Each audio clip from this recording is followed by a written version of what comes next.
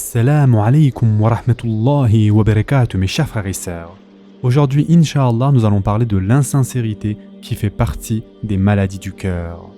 Allah Azza wa Jal dit dans le Coran: Ô vous qui avez cru, craignez Allah, que chaque âme voit bien ce qu'elle a avancé pour demain, et craignez Allah, car Allah est parfaitement connaisseur de ce que vous faites. Surat Al-Hasr, verset 18. Mes chers frères et sœurs, la piété est une parole légère sur la langue, mais quelque chose qui pèsera lourd dans la balance. Elle prendra place dans le cœur. C'est ainsi que le prophète, sallallahu alayhi wa sallam, a indiqué son cœur à 3 reprises en disant « La piété est ici, la piété est ici, la piété est ici ». Et ceci a été rapporté dans le Musnad de l'imam Ahmed. Le cœur est le chef des organes, mes chers frères et sœurs, s'il est sur la vertu. Les organes seront aussi sur la vertu et la personne deviendra pieuse. Mais s'il est corrompu, les organes seront eux aussi corrompus et la personne deviendra désobéissante. Alors faisons preuve de piété à l'égard d'Allah Azza wa Jal et faisons nos provisions pour le jour de la résurrection, mes chers frères et sœurs. Et en effet, Allah subhanahu wa ta'ala a dit: le jour où ni les biens ni les enfants ne seront d'aucune utilité, sauf celui qui vient à Allah avec un cœur saint. Surat Ash-Shu'ara, versets 88 et 89. Ainsi, mes chers frères et sœurs, veillons à corriger nos cœurs en agissant conformément aux règles de la Sharia, aussi bien en apparence qu'en notre fort intérieur. Mes chers frères et sœurs, soignons nos cœurs en nous conformant à la loi d'Allah Azza wa Jal, en prenant pour exemple le prophète sallallahu alayhi wa sallam dans son comportement et ses façons d'être. Soignons nos cœurs, car les cœurs ont en effet des maladies que les médecins de ce bas monde ne peuvent guérir.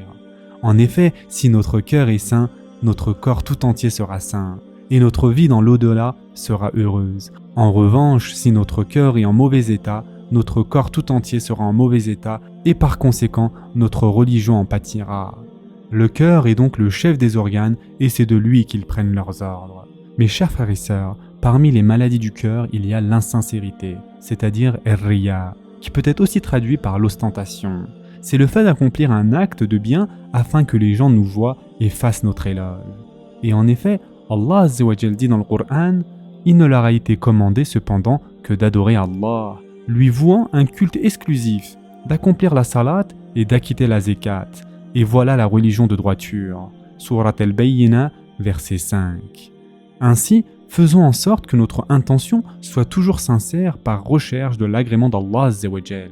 Ne faisons pas preuve d'insincérité et d'ostentation, mes chers frères et sœurs, et écoutons attentivement ce hadith de Abu Hurayra radiallahu an qui raconte que le prophète sallallahu alayhi wa sallam a dit: Allah Ta'ala a dit: je suis absolument exempt d'avoir un associé. Si quelqu'un accomplit un acte dans lequel il associe la recherche de mon agrément à celui de quelqu'un d'autre, je n'agrée pas son acte. Et ce hadith a été rapporté par Muslim.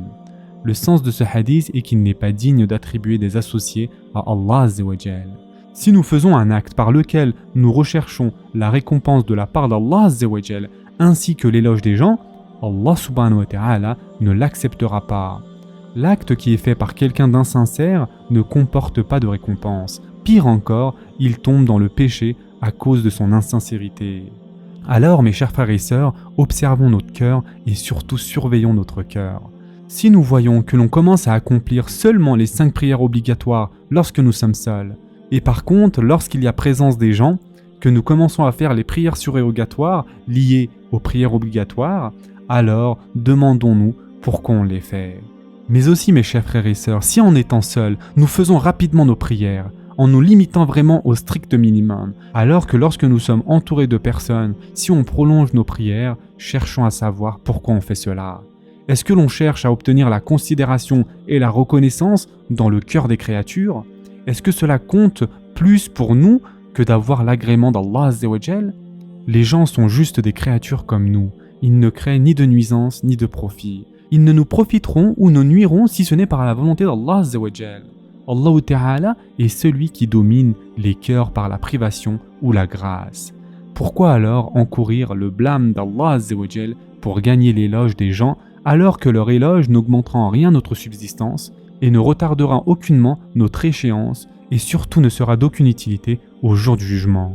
Alors soignons nos cœurs de cette insincérité, mes chers frères et sœurs, faisons que l'agrément du Créateur du bien et du mal soit notre seul objectif. Faisons en sorte que notre intention soit uniquement de rechercher l'agrément d'Allah Azza wa Jal et de ne prêter aucune attention aux gens qui peuvent nous blâmer ou faire nos éloges, car le bien tout entier réside dans l'agrément d'Allah Azza wa Jal.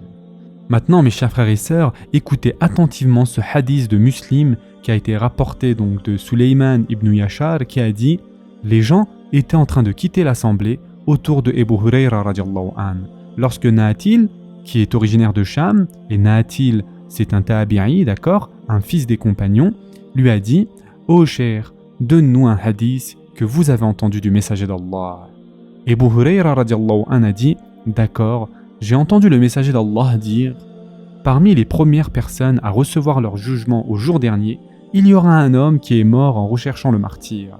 Il sera amené et on le fera connaître ce qu'il avait reçu comme bienfait, ce qu'il reconnaîtra.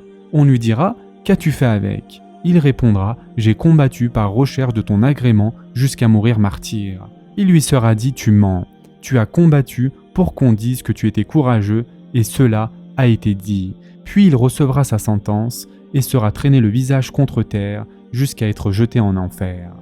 Et un homme qui a appris la science, qu'il a enseigné et a récité le Coran, il sera amené et on lui fera savoir les bienfaits qu'il avait reçus, ce qu'il reconnaîtra.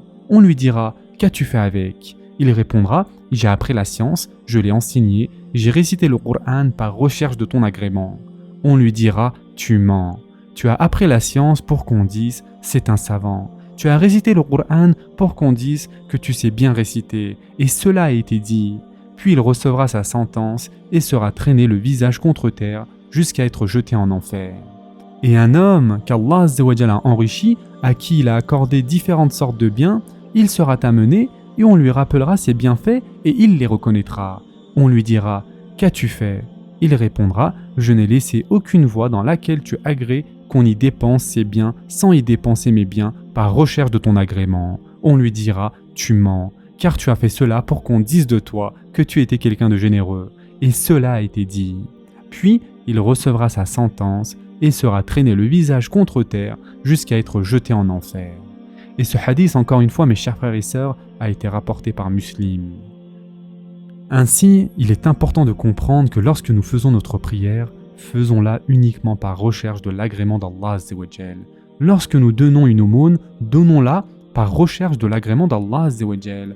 Lorsque nous améliorons notre comportement, faisons-le par recherche de l'agrément d'Allah Azza wa Jal. Lorsque nous apprenons quelque chose, faisons-le par recherche de l'agrément d'Allah Azza wa Jal. Lorsque nous enseignons quelque chose, faisons-le par recherche de l'agrément d'Allah Azza wa Jal. Et lorsque l'on obéit à Allah Azza wa Jal, faisons-le par recherche de son agrément. Si on ne fait pas cela, nous aurons perdu notre vie et notre temps. Oh Allah, purifie notre cœur de l'insincérité, fais-nous apprendre ce que nous ignorons, fais-nous profiter de ce que nous avons appris, accorde-nous la réussite afin d'œuvrer conformément à ce que nous avons appris et accorde-nous la sincérité en tout cela. Ce sera tout pour aujourd'hui. En attendant, prenez soin de vous mes chers frères et sœurs et à très prochainement, Inch'Allah.